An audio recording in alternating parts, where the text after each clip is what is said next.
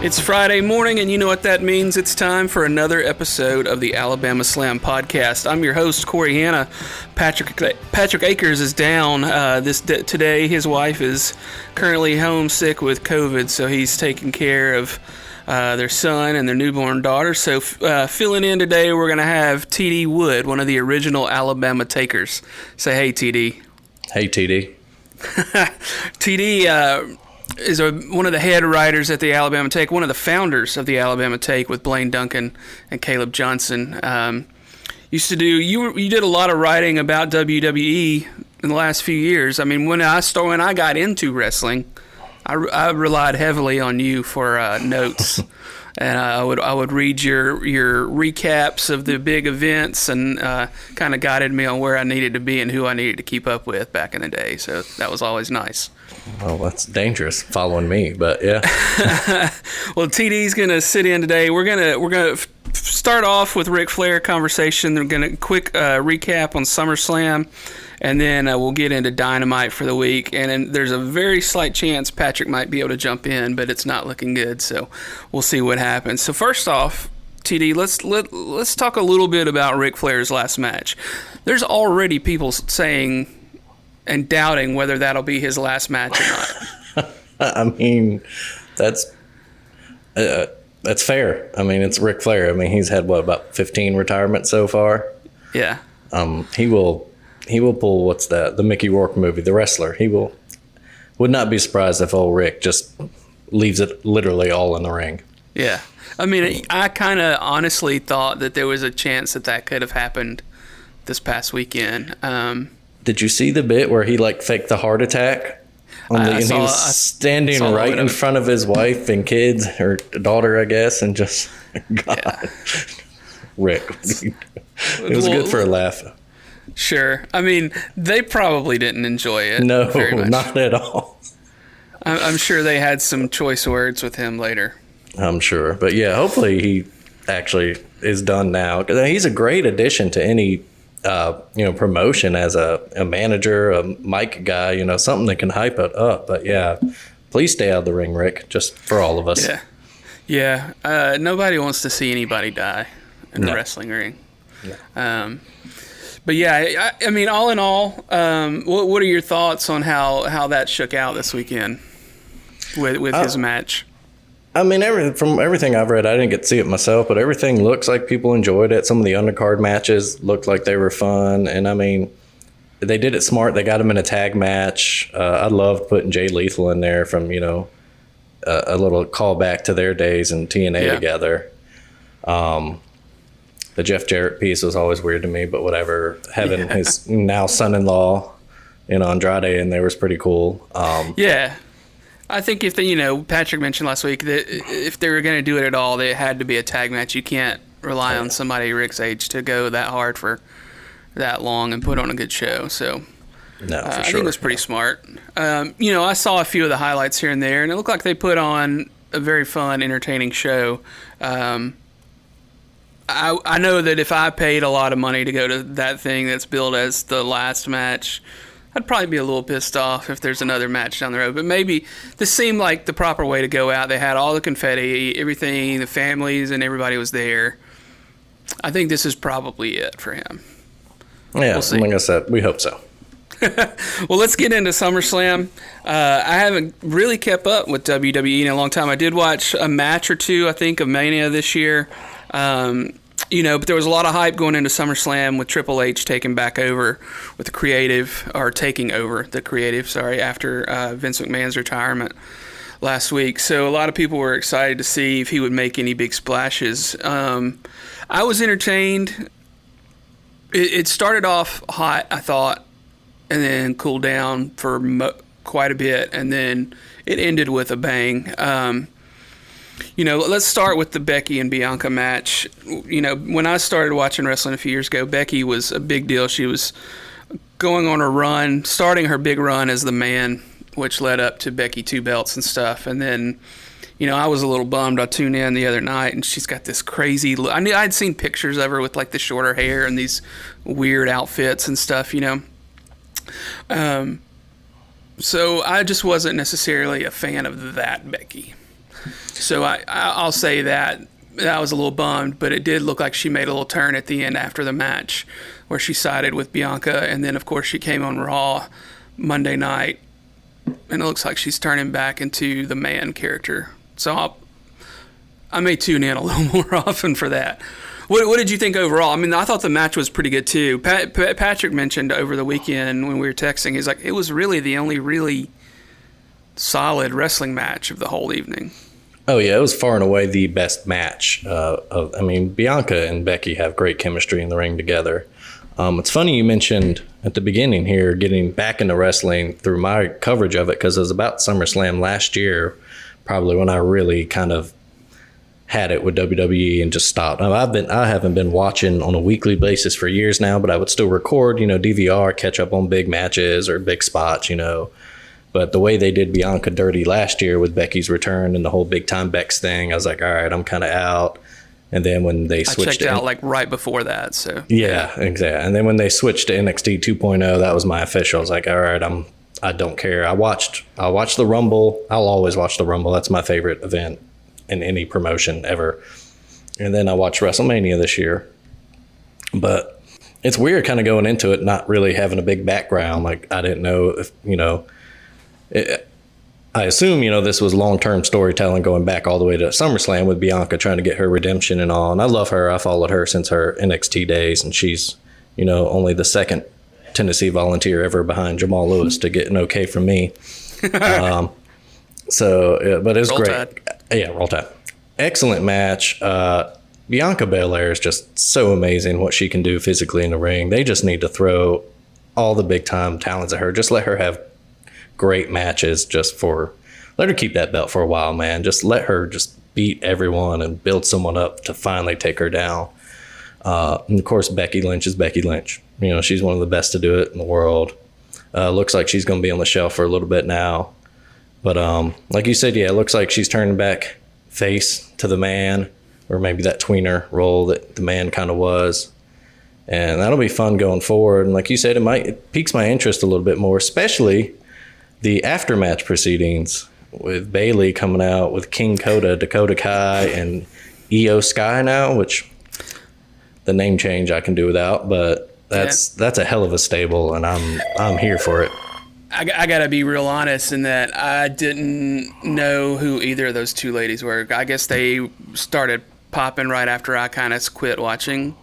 Or maybe were they NXT people? Because I didn't really keep up with NXT. Yeah, big time NXT people. And I think with Dakota Kai, if I remember right, she got promoted up to the main roster and then released right away. Gotcha. And Io, if I remember right, they've been she almost left to go back to Japan, I think, last year before the NXT 2.0 switch over. Because she kind of felt she wasn't being used right. Then I think she had their ladies belt for a while. And then I think she's been kind of in creative purgatory for a while, if I know how. But yeah, they are excellent wrestlers. Dakota Kai's got a kind of a unique style with what she calls herself the captain of Team Kick. So a lot of using her feet a lot. What's the old was that Gorilla Monsoon? You say educated feet? Maybe Jim Ross, one of those guys. And then Io Shirai, she's awesome. Best moonsault in the business. Charlotte Flair wishes she had Io Sky, sorry, new name. Wishes she had her moonsault. I mean, it's a beautiful thing. So that's a really cool stable going forward. I like that. Yeah. Yeah, I wasn't shocked that Bayley came out, but when I saw the two others come out, I was like, okay, well, they're building up a little faction around her.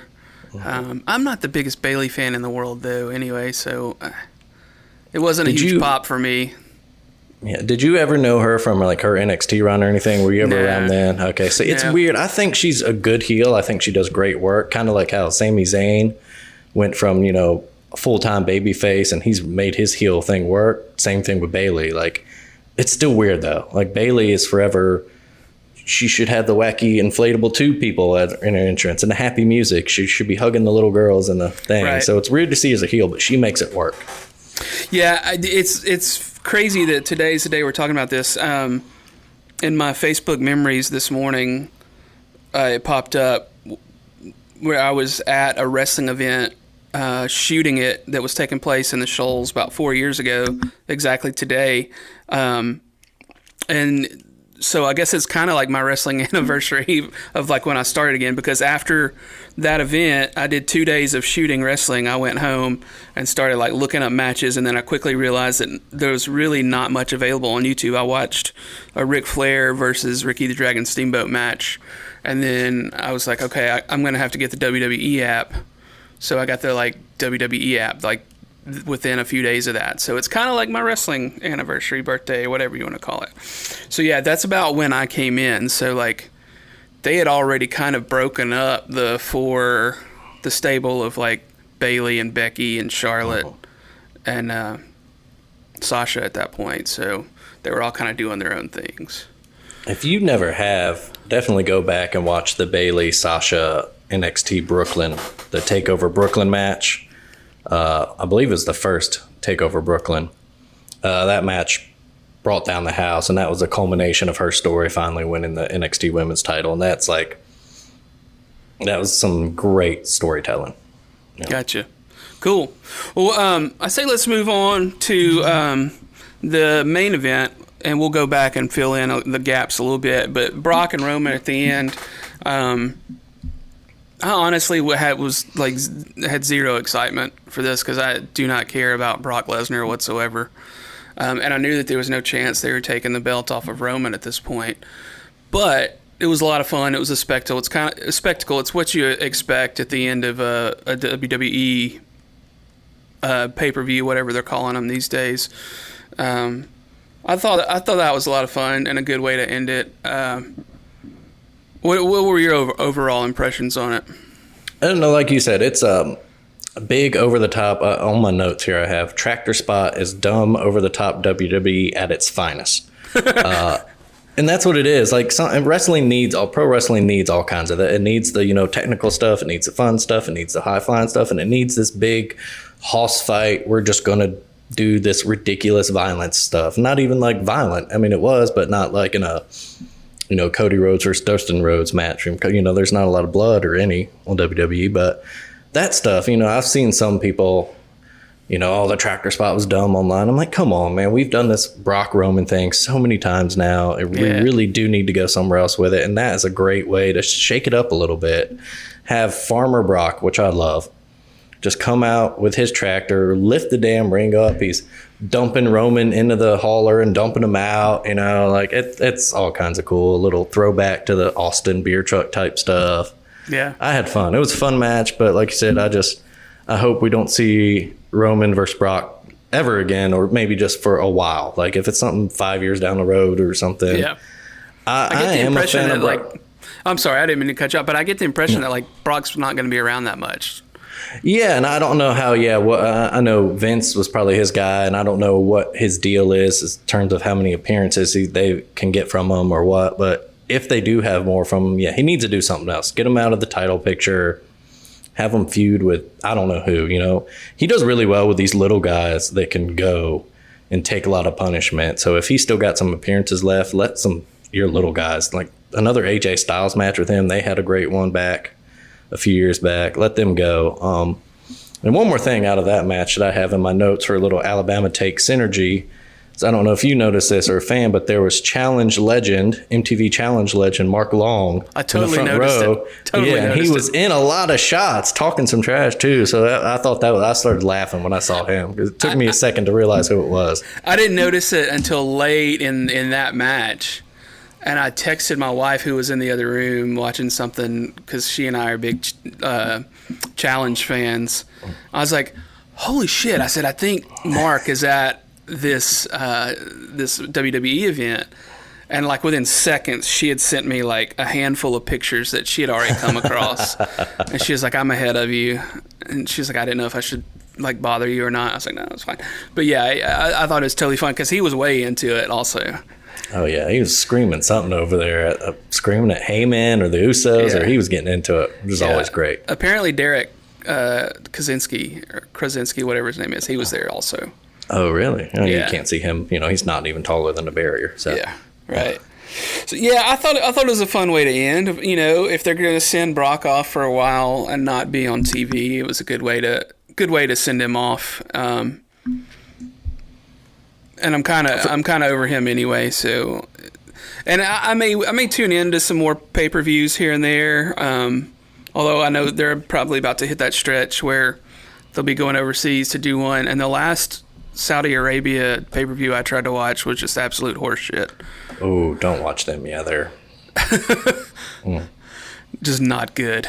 They're not good. They're just, there's the uneasy blood money part of it. It makes you feel dirty watching it, and they just have no rhyme or reason. I don't think they stick to any stories that are currently telling. I think it's just, right. Hey, Prince, what do you want to see? You want to dig up the Undertaker? All right, cool. Let's throw him in there. Yeah. Let's bring in Goldberg for a 3-minute match. Yeah, let's put the title on Goldberg for no reason. Yeah. I do want to talk about one of the highlights for me, surprisingly, was Logan Paul versus The Miz. I'm a Miz fan, but obviously because of his days on the Real World and subsequent challenges. And when I did start wrestling a few years ago, I thought it was funny to kind of watch him because I was like, this was just that dork that wanted to be a wrestler when he was on MTV, but then he became a wrestler, which is, kind of cool. But I was honestly surprised. I thought Logan Paul put on a hell of a show. As somebody that really doesn't know jack shit about Logan Paul other than he brought a Pokemon card to his last time he wrestled. Put on a hell of a match, and that frog splash at the end was great. He needs to work on a few things.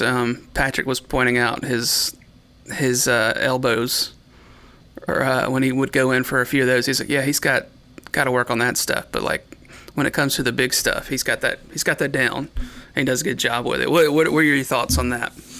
No, for sure. Yeah, he was good at Mania. I was really surprised at Mania how athletic he was, how quick he takes. You could tell he's having fun too, and that always makes it, especially with the celebrities, that makes them so much better when you can tell they're just having a ball.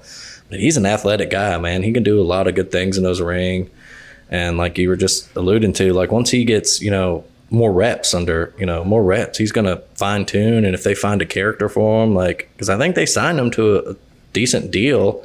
So I don't know if he's going to become a regular member of the roster, just like kind of a, spot starter in terms of, hey, we want to get some buys. Let's put him on here.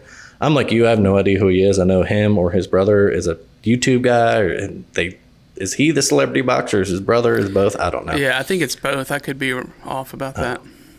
Yeah, it's good. Like I said, I was entertained by it. I like you. I'm a Miz fan too. I'll go to bat for him because I think he does some of the best character work in WWE in a long time. I really wish one of my favorite fantasy booking things ever was when he had Money in the Bank last year during the pandemic or whenever he had it. I really wish that he could have gone down to NXT and, a normal time, quote unquote, with no pandemic restrictions and cashed in and taken that belt because the work he would have done with that NXT crowd would have been gold. But I digress. Yeah. Logan Paul, someone in my notes I have, maybe I'm an old, but I have no desire to cheer him. So like even as good as he was, like him being the face in that, I'm like, I don't know why I want to cheer this guy, but if it's for the kids, then cool, as long as he gets better, I'm for it. I had no idea what Tommaso Ciampa was doing there. In terms like you, I haven't watched, so I guess he's Mrs. Lackey. I hope they get him away from that because he's one of my favorites from the NXT in his indie days. So, the next night on Raw, he won a U.S. title shot, right? Beat AJ Styles in a match. Yeah, I saw that. So that's a guy. Ciampa and Styles, speaking of him, I think those are two guys that are get a Triple H bump. Yeah. In terms of creative and TV I read time, that about Ciampa, too, yeah, that he'll probably be one of the beneficiaries of that. Oh, for sure. The Sicilian psychopath, man. Yeah. So did you have any other highlights from the show, or do you want to move on to AEW Dynamite? Not really. Let's see. I have the Maximum Male Models commercial thing. That was funny. I enjoy those little things on big pay-per-views. They break up, that's a good break. I totally missed that. Yeah, right. It was just some really dumb little fake commercial, but gotcha. Some goofy thing. And like I said, wrestling needs that too. And it's better than replaying the video we've seen 13 times that week. That U.S. champ match is nothing.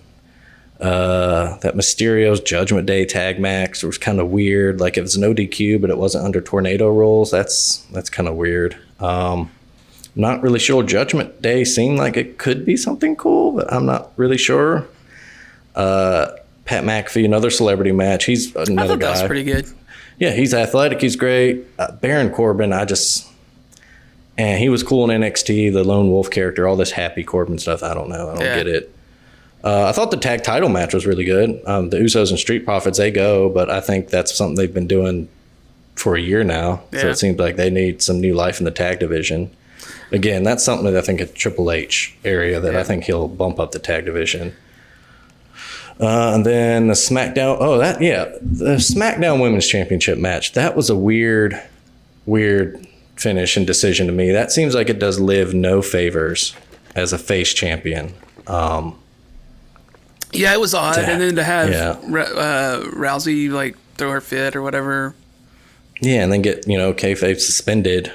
Now she is. That was a weird. I don't think that did anybody any favors. Yeah, like I said when we kind of started, I thought it really solid up top with Becky and Bianca, and then we went into Logan Paul and The Miz, and then to me, just everything else in the middle was kind of like and then they did finish strong though.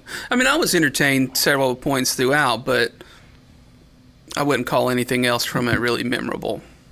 No, it was a very good pay-per-view overall. I don't know if it was SummerSlam worthy. It feels like there should have been another big who is the Intercontinental Champion? Is it, and why is he not on the show? It's Ricochet. Is it Ricochet? Right? Is it? I thought Ricochet, it was Ricochet. Or what's Walter's new name? Gunther. I think you're right. Is it one of those two? Yeah. Okay. Well, why aren't they on? That's the IC title. It should be. Hopefully, again, that's another Triple H thing that we'll see eventually. Yeah. Get better, those mid-card titles. Well, I say let's move on to Dynamite from last night. I thought it was a hell of a show. Last week had some ups and downs, not so great moments. But I think they knew that they kind of had to come in hot last night. And I thought the whole first hour was just pretty much nonstop banger. They started off very strong with Jay Lethal and Orange Cassidy. I'm a big Orange Cassidy fan. Patrick is a huge Jay Lethal guy. So I'd love to hear his thoughts on this. But I thought that was a hell of an opening match. What'd you think? I'm with y'all. I've been on Jay Lethal since his TNA days, since his Black Machismo days. That was, I loved him as a kind of comedy gimmick back then. And then, his Ring of Honor run was really well done. He's legit. He can go in the ring. And it took me a while, but I love Orange Cassidy and the Best Friends. I love that funny stuff. Them coming out in the trench coat, stacked on each other. I laughed my ass off. Yeah. That's just good stuff. And Orange Cassidy can go. So the only other thing I love his new entrance music. I know it's a few weeks old now, but that's a great entrance. And then Patrick the only pointed other out via text last night that they gave him a new, slightly updated intro video as well. Yeah, the little thumbs up sketch. Yeah, and then there was at one point it was just handwritten. It said "Insert cool move here." That's pretty good. I thought that was pretty slick because when Patrick mentioned that there was an updated video, I rewound it and watched it, and I thought that was pretty funny. Yeah, the only other thing I had from that is Lethal needs to tighten up that figure four, man. Close that window. Yeah, get that leg down. Yeah, tighten up, Lethal. Get with it, man. Coming off a match with Ric Flair. Yeah. I still, it's like they had Cassidy on a run a few weeks ago, and then I feel like he's lost his last two matches, which I guess they wanted to set up Wardlow coming back out to kind of defend the Best Friends, and set up Lethal and Wardlow. Which is not. I thought they were going to go Singh versus Wardlow, and I was like, nobody wants to see that because there's some of the stuff that Satnam Singh did Friday night on Rampage. I texted Patrick when Trent and Chuck Taylor were hitting him on the chest when he was standing on the side of the ring. I was like, I have had zero wrestling training, and I could take a smack to the chest better than Satnam Singh. Yeah, he's one of those. I get it. You want it's cool to have those 7-foot monster type guys, but you got to get him a little more polished than he is right now. Yeah. It was weird. Like you said, it seemed like they were building up Orange Cassidy for maybe a TNT title run, and then They put it on Wardlow, so you don't want to have, I guess face versus face there, but maybe that's something they're building to in the back doorway. I don't know. Yeah. And I figure they'll put Cassidy with Trent and Chuck as part of the triples thing, so maybe they'll give them a run at some point. So maybe they're just going to let Cassidy lose a couple and then give him another run down the line. I just thought it was kind of weird. He had gone on a pretty hot run the last few weeks, and I feel like the last two he got dropped. But it went from that into the Undisputed Elite. We're back out, and you had Adam Cole and his group come back out with the Young Bucks, and kind of want to say that you could see it coming, because last week they had the whole thing with Adam Page and the Young Bucks backstage, kind of thinking they might reconcile or whatever, right? But I didn't know that they would turn on him so quickly, so I was a little shocked when they did turn on him there in the ring last night. What do you think of that whole storyline there? Well, I like it. I'm always a fan. I'm actually, you can't see in the camera, I'm wearing my Undisputed Era shirt, so I've been a Adam Cole and them fan for a while. I would say I loved it. You're right. It seemed like we knew this is where we were going, that Cole would be the one turning, and I guess we all thought it was going to be for Kenny Omega coming back. Right. But if we're going to reunite the Home Bucks, that could be something fun too. Because Hangman Page, he's actually probably what really hooked me into AEW, watching on a weekly basis and making that transition, was his story, his little fall and then rising back up, winning the title. All that got me really hooked, Yeah. So that could be cool. I think it's also cool because one of the things we've talked about the last couple of weeks is like, what the hell are they doing with the former champ right now? Yeah, exactly. He's been kind of thrown away, after the CM Punk feud. So yeah, getting him back up and in that trios tournament, that would be really good. I don't really care for the Young Bucks as a face team, really, but I get why. I guess you need one of them, and they're the better choice than the Undisputed, Right? Because Cole and O'Reilly and Fish make great heels, I think. Yeah. And I loved the callback. I don't know if you caught it, but at one point Cole was hovering over one of the Bucks and yelling, "You think I forgot what you did to me," which was a great callback to their Ring of Honor, New Japan Bullet Club days, when they literally kicked him out of the Bullet Club before he went to NXT. Oh, okay. And so I thought that was a little unique callback that I hope that they get the announce team to acknowledge and play up a lot. That this wasn't just kind of some random Adam Cole being a shithead. This was long lingering things that he's got this still in the back of his head. Yeah. Well, that's cool. I had no idea. I knew that they were a thing before, but I didn't know that's how it played out with them. So that was cool. Yeah, I think that's got to be, if Cole and O'Reilly get healthy, that's got to be your trios tournament final, right? Right. Bucks versus Undisputed, whatever they're call themselves going forward. Yeah, I think it would be cool. I'm the opposite. I would much prefer to see the Bucks as face team. I think their whole look with the fucking headgear they're wearing and bullshit look, it doesn't work for me. It doesn't work at all. And then prancing around the way they do, I'm like, they didn't really do that stuff before they turned heel. And I don't know. It just, something about it gets under my skin. No, I totally see what you're saying. Yeah, with all the flyers, and as much as people love a good super kick party, they're probably, like I said, they have to be the ones that turn face in that. Now, granted, I know you sent me my notes. If we start talking about FTR in this, right, that's where we get a little fun. Yeah, I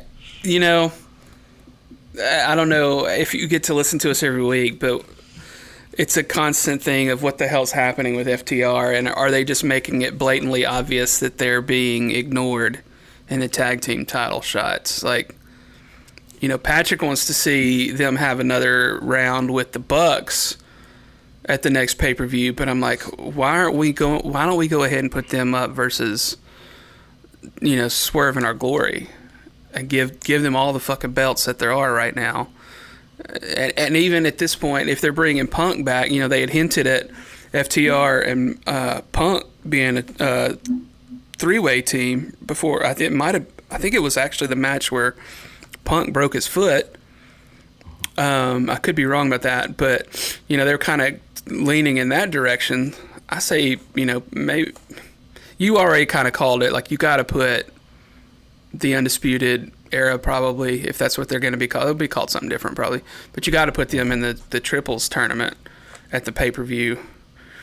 I don't know where to go. Like, Patrick had a note about Dax's tweet last night.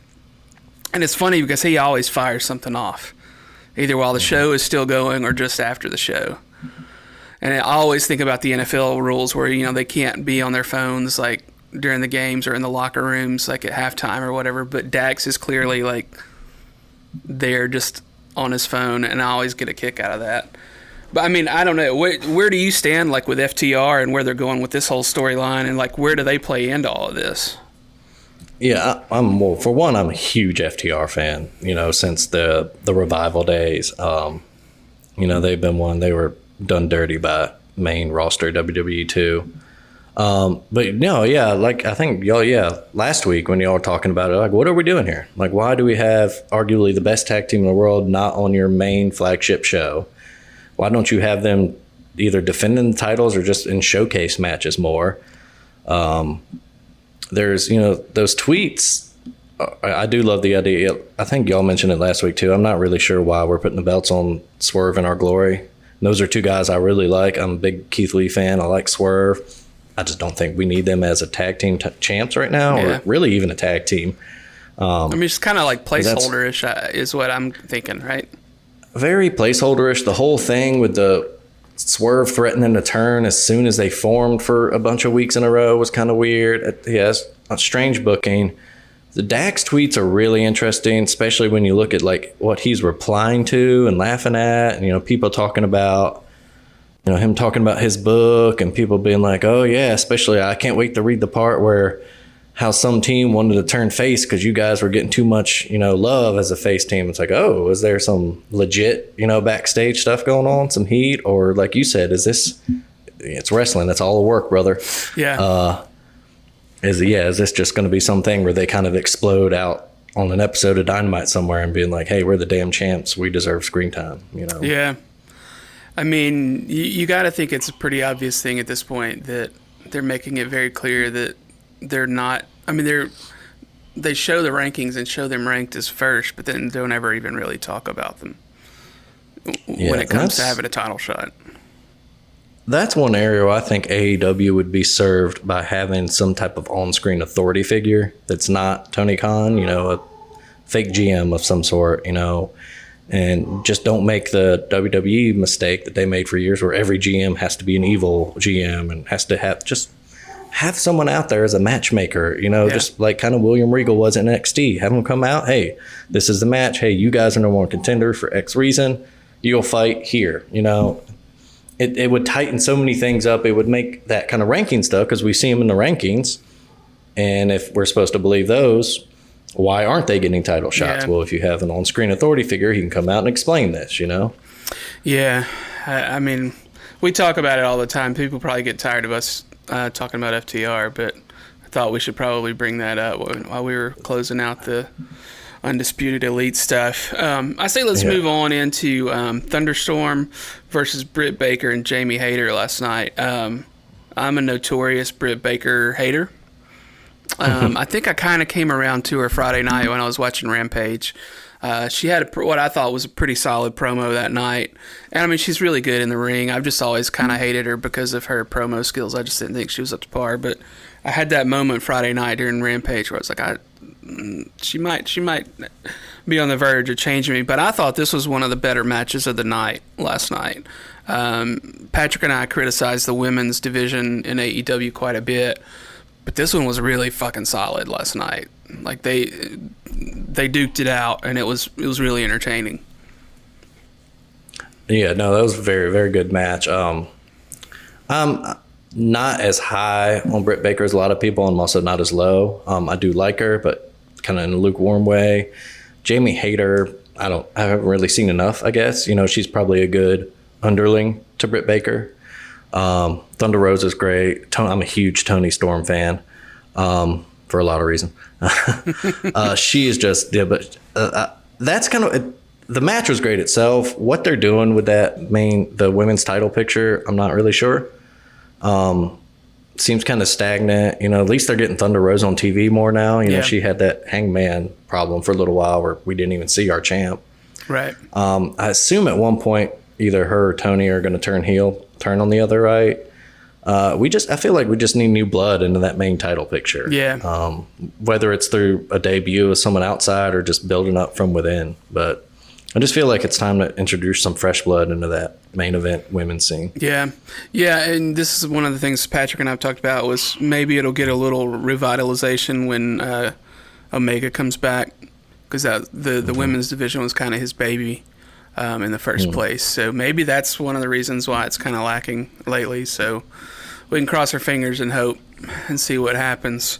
But one of Patrick's notes that he wanted to talk about that we can discuss is he was a little angry at why did Powerhouse Hobbs angle and his segment get 4 minutes when you've got Christian Cage and Matt Hardy going for 15.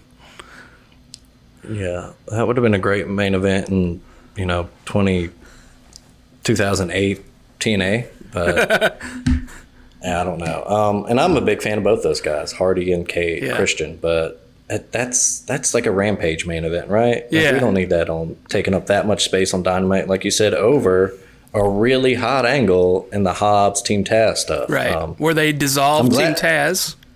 Which was the right decision, right, because sure. They weren't.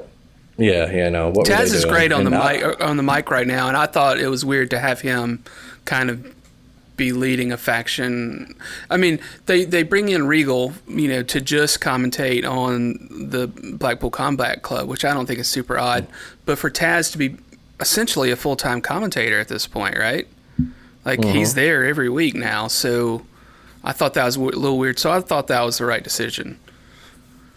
No, for sure, and he played it well, being like almost a face announcer and then kind of switching over to heel when he, during the Team Taz stuff. But I thought his explanation I thought his little quick promo or whatever was great. He's like, look, Team Taz, I don't know what's going on in Team Taz. I'm Taz, so it's over. Good luck to all three of you gentlemen. Figure it out on your own. Yeah.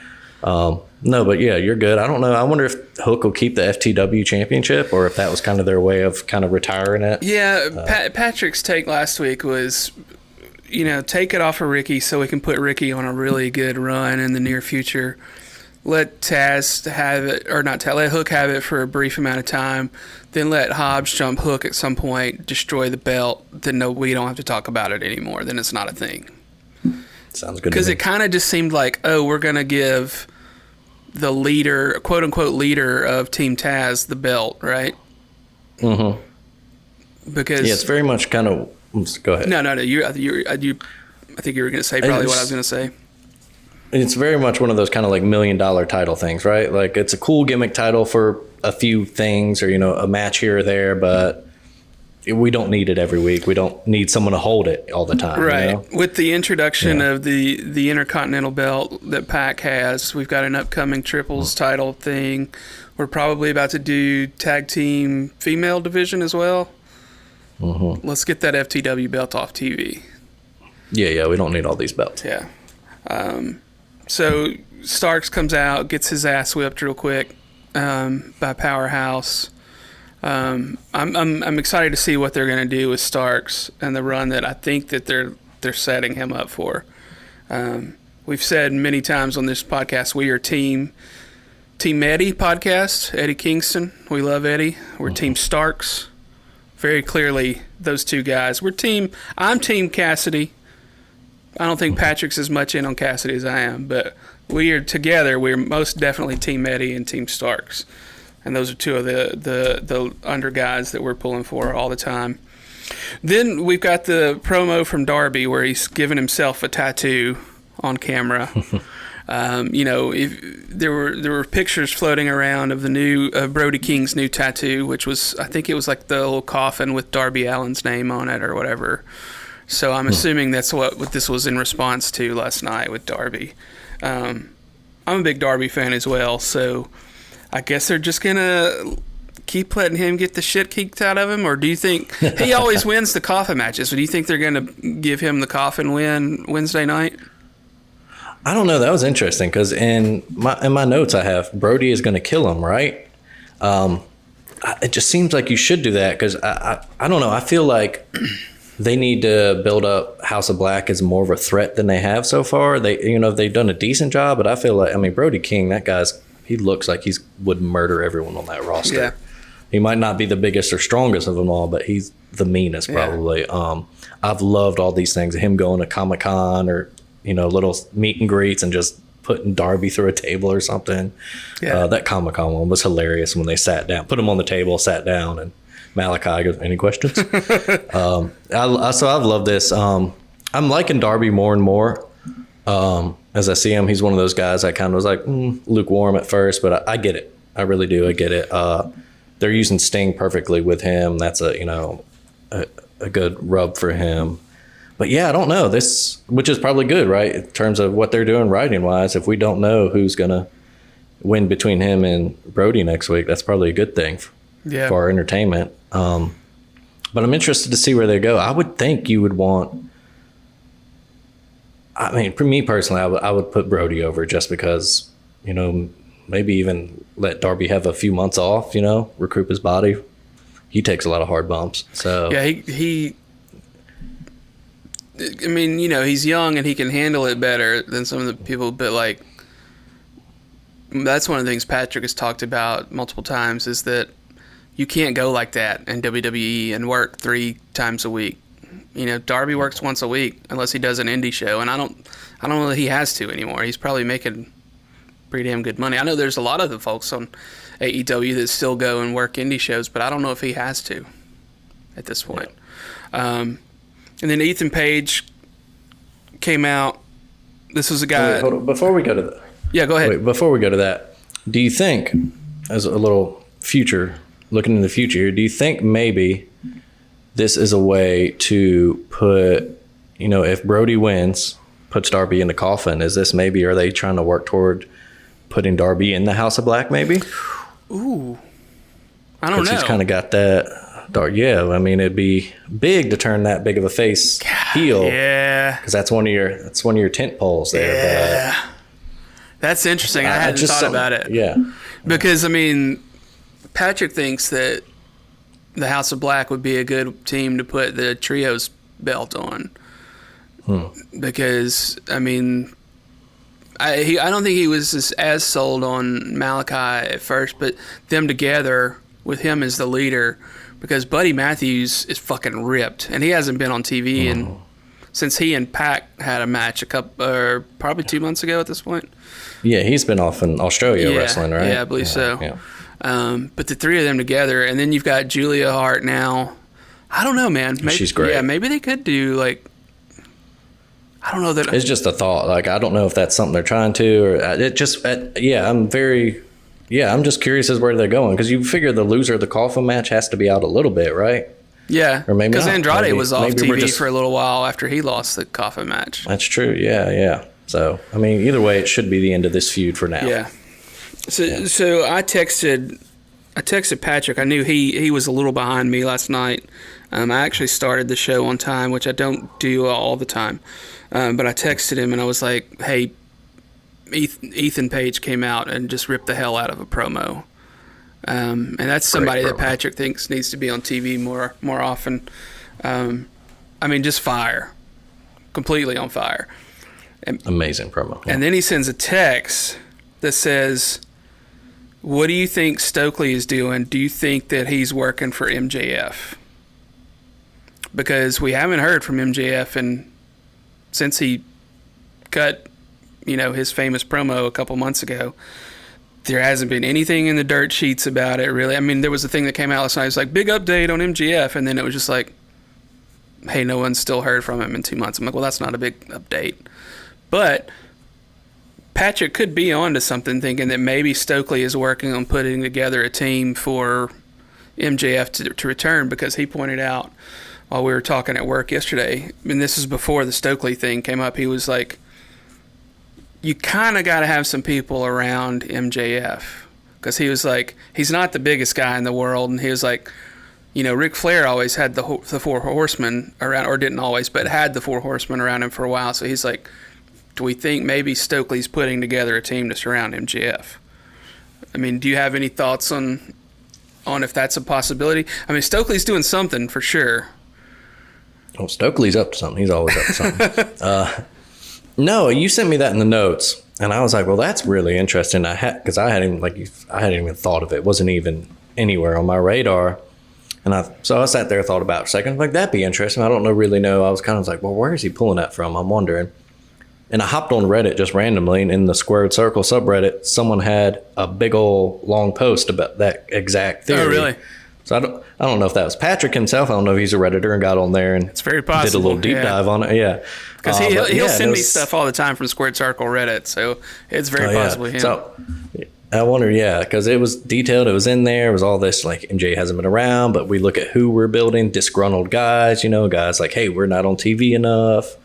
So that's a really interesting theory and could be really cool. It definitely seems like that's what, even if it's not MJF, it's that's what we're building to, is some sort of Stokely's building like a disgruntled guy faction.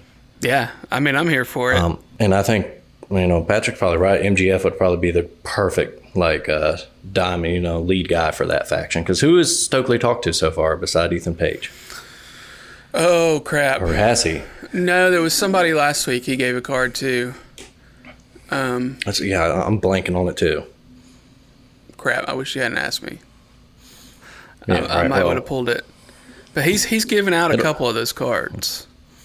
Yeah, and it's been guys, that have a axe to grind, so to say, against quote-unquote management. Yeah.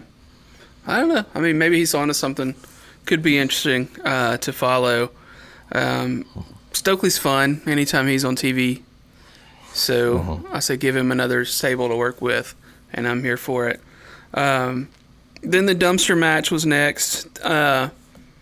Nothing too much to talk about there on my end. I mean, it was fun. It had its ups and downs. But I don't know if we need to really continue this on TV every week. At what point are they just going to call this little feud over and be done with it? Hopefully that was it, because it's been fun. I'm a big Acclaimed fan for their entrances above nothing else, which I actually loved them jumping the Gun Club Ass Boys. Yeah. And then going into their freestyle. Yeah.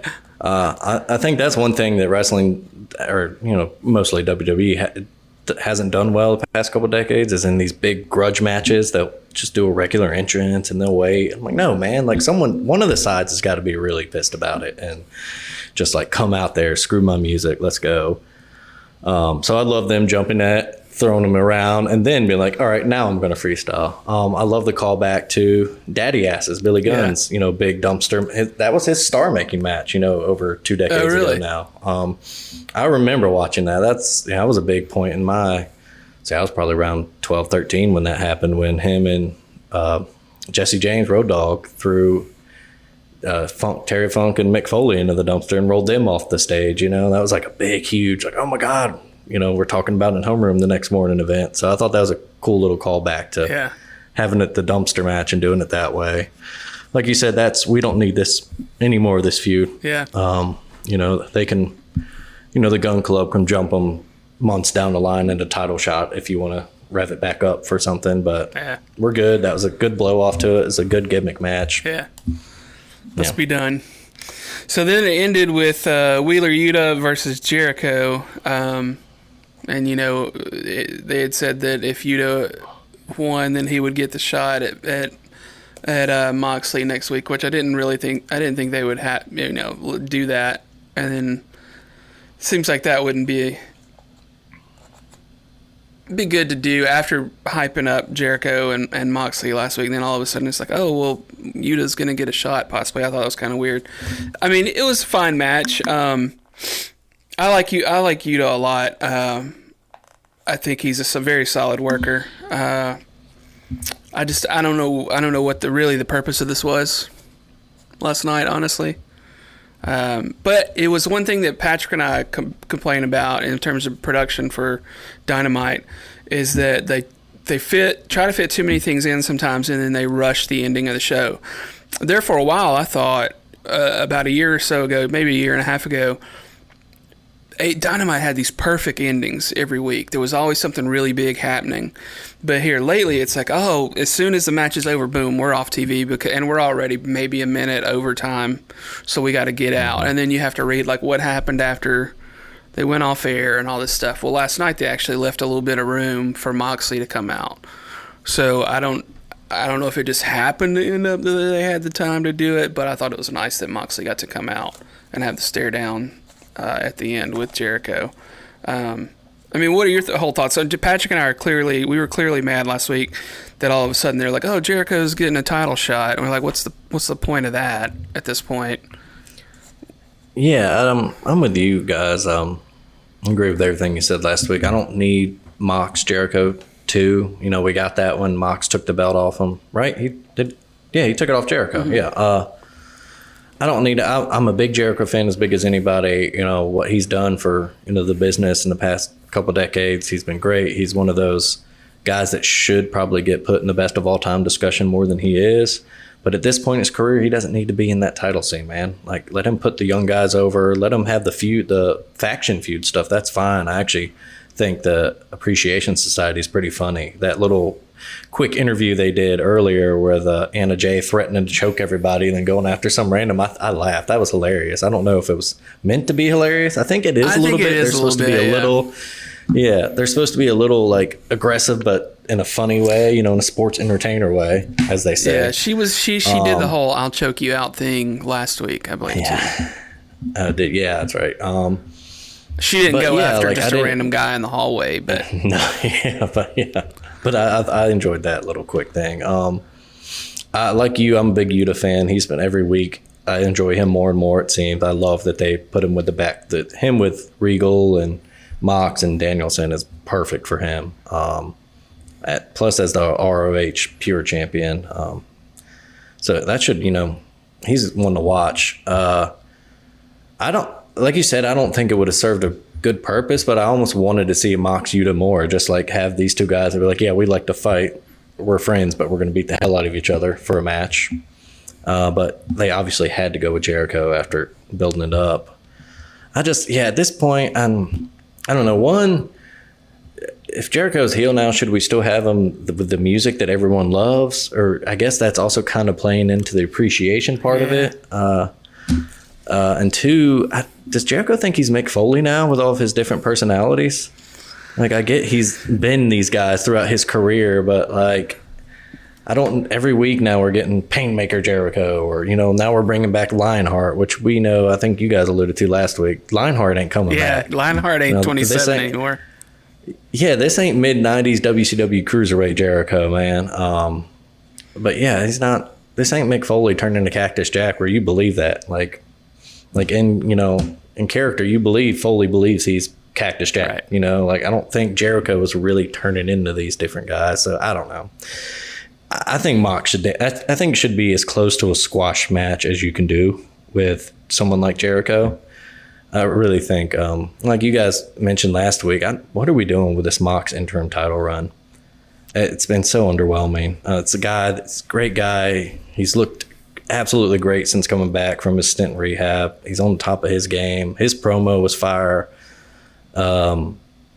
Just give him big guys. Let them go to town. Just have them have these. We don't even need feuds. Just have them wrestle these big matches. Let them win, and then that way, when Punk comes back, you don't even have to write it. It's just Moxley's been holding it down, beating the best of the best, right.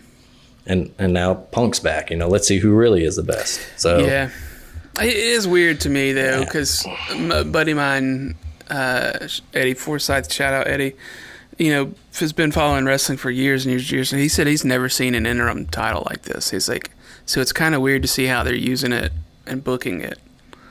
It's been odd. I would say my favorite part of the match was them differentiating between the Walls of Jericho and the Lion Tamer. That was something me and my buddies used to harp on a lot back in the day when he would put him like, that's a Boston Crab, that's not the Lion. Then put that knee into the neck, man. That's the Lion Tamer. There you go. Yeah. Well, I mean, overall, I thought it was an excellent show after what I thought wasn't a very great show last week. A good very good week for wrestling with the Flair's last match. Summerslam was a pretty good show, and then very solid Dynamite. Rampage always has at least one or two good matches. I don't know if I've ever seen them go 3 for 4, really. There's always a couple of sleepers in Rampage on Friday night. I feel like if they're really going to build that show up and expect an audience to tune in, they need to work a little harder on booking. But I also understand they want to get TV time for some of the people that they're not going to give TV time to on Wednesday night. So you can't always get what you want there, I guess. So, Right. You got any parting thoughts before we go into Done Up Real Good for the week? Let's see. The only couple of things I had on here, going back to that Miro promo, that's another guy that needs to be in the main event scene. And yesterday, Yeah. let him get this, whatever feud he's in, let him get through it, put him in the main event scene. Yeah. That guy is just all kinds of talented. And then I like how they're using Claudio. Yeah. Him coming in, it's kind of the heavy of the BCC. I think especially once they get a Ring of Honor weekly show, which I assume that's what their goal is, Yeah. or some type of show. I think he's a great guy for their title. He can be like his NXT run days, where he was kind of like a final boss for some of these guys. He had that great Sami Zayn 2 out of 3 falls match. He would just be, that's a good guy. Just let him beat a bunch of guys coming up and then finally build someone up and let him get put over in a big way. Yeah. So I love him. And then just one random note I had going back to kind of last week, which I'll talk about with Gresham and his departure and all that. If, going back to Triple H's takeover, if he decides to bring the Cruiserweight title back in WWE, that's a guy that I would call. Because that seems to be like somewhere where Gresham needs to be. He's not going to, we already know he can't lead a promotion for you. Right. As talented as he is, like y'all said, he's 5'7". He was the guy when Ring of Honor. Yeah, he's 5'4" or 5'5". Yeah, I think whatever. he's shorter than I am. I'm 5'7". Yeah, and he was the guy when the promotion went under, and not all his fault, but that still says something, But he would be a good Cruiserweight title guy, I think. But other than that, I think, like you said, entertaining SummerSlam, entertaining Dynamite. Let's just tighten up some of these storylines. Yeah. Let's see where they're going. Well, tell me what's done up real good for you this week. Oh, man, let's see. What is done up real good for this week? I'm going to the beach next week. Oh, yeah? Wife's birthday. That's always fun. We are actually nearing the debut of the Taking on Sports podcast. Hell yeah. So we're definitely aiming to get out before football season, when we love to talk about. And I don't know, man. Just life's pretty good right now, I guess. Cool. And you said you got a baby on the way. I don't know if did I know that? I don't know. I don't know if I knew that. Well, I do. I don't Come remember. December, I keep telling people I've got COVID brain. Stuff has not been right for me since I had COVID, and I didn't really think that was a thing until I got the COVID a couple weeks ago. And I'll just fucking go mid-sentence. I have nowhere where I'm going sometimes. Or I've blanked on so many names. Names are really hard for me since I had it about a little over a week ago. I don't know that I have it done up real good. Done up real good, I guess, is that I got over COVID. Finally got over that. Except for the COVID brain thing. So, well, yeah, man, y'all heard it here. Taking on Sports will hopefully debut weekly, right? Is that going to be the case? That's our aim, weekly, and big preview episodes, whatever we might need to jump in on, especially. But yeah, me and my old buddy Greg Bosworth from way back in our University of Alabama Burke days. Hell yeah! So if anybody listening was one of the 12 people that read what did we call it? The Down Low. It was named after D'Lo Brown's finisher. I remember that. So it was the Low Down or the Down Low. I think it was the Low Down. Awesome. That was our blog back in the day. Well, roll tide to that. Hopefully that'll be out and you guys will be up and running before football season.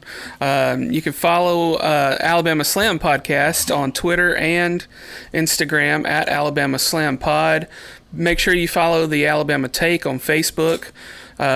So you'll get updates about Taking on Sports. You'll get updates about our podcast. You get updates about essays that people are writing throughout the week. Then you've got Blaine's Taking It Down podcast, pop culture. They talk about TV, movies, everything weekly. New season of This Song Sucks starts soon. And hopefully a couple more podcasts coming down the line that will be available in early September. And then there's another one possible for late September. Don't want to say too much more on that now. But give all those a like and a follow and all that stuff. And tell your friends about us if you like us. We're still trying to grow this thing. And I'm horrible and absolutely shitty at self-promotion. So I've done very little in growing our podcast since we started, but share us with your friends. And it looks like if Patrick can rally the troops at his house in the next few days, he and I may do a bonus episode early next week where we discuss a couple things from Friday Night Rampage, and then we'll probably go over Battle of the Belts that's happening Saturday night. So maybe tune in. Check your podcast app early next week, and there may be a bonus episode. But TD, man, it's been super fun having you on. This is the first time you and I have actually talked. We've exchanged some tweets and things like that. So this has been fun, man. I really enjoy your perspective on everything, and we want to have you back on at some point in the near future, man. Absolutely. I'd love to be back on, and just to add on to all your stuff, tell your friends and tell your rich friends too, because we would love an investor here at the Alabama Tech. Roll Tide on that. That's a good way to end. Thanks, man. There you go. Roll Tide.